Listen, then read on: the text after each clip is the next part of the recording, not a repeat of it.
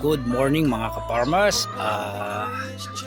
Eto, nandito ako sa aking munting kubo at pakakainin natin itong aking Peking duck. Ang inyong ka-farmers ay kagagaling pa lang sa aking mga mais. Magdamag kaming nagpatubig ng aking pinsan. Bali, kalahating oras pa lang yung tulog ko. Hiniglip ko lang ng konti doon sa aking mesa. At pagkatapos ko nagilip ng konti ay nagpakain na naman ako ng 4:30 dun sa aking mga alaga sa bahay. Mga ka-farmers,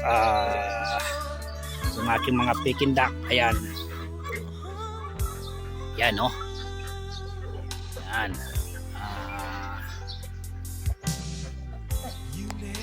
Ito yung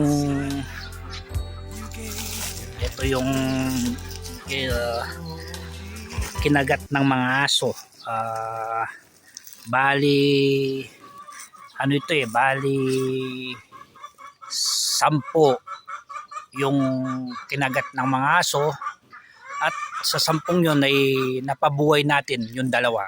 Ito, inuwi ko sa bahay at doon ko sila ginamot, pero yung 8 ay wala na, taga na, watak na talaga yung kanilang katawan.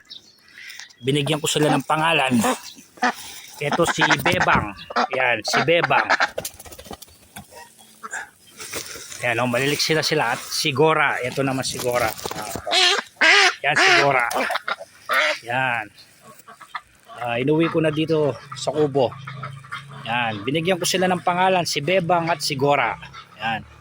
Mga farmers, alam nyo ba na araw-araw ay nakaka-4 o 5 itlog na ako. Ayan. Yan, oh. Yan. Yan, oh. 4.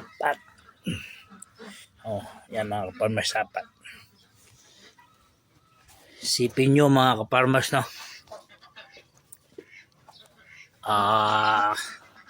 Sayang yung 10. Sa 10 yun mga ka-farmers, yung lalaki ay 1 lang. Kaya yung babaeng siyam ay nasayang. Ito kasi mga Peking duck nito ay 6 lang yung lalaki, kaso nasawi na yung iba. Kaya ilan na lang sila mga ka-farmers. Kaya kahit anong mangyari mga ka-farmers, magsubok lang yan, huwag tayong ito tulad yan. May nakakukuha na tayong itlog araw-araw.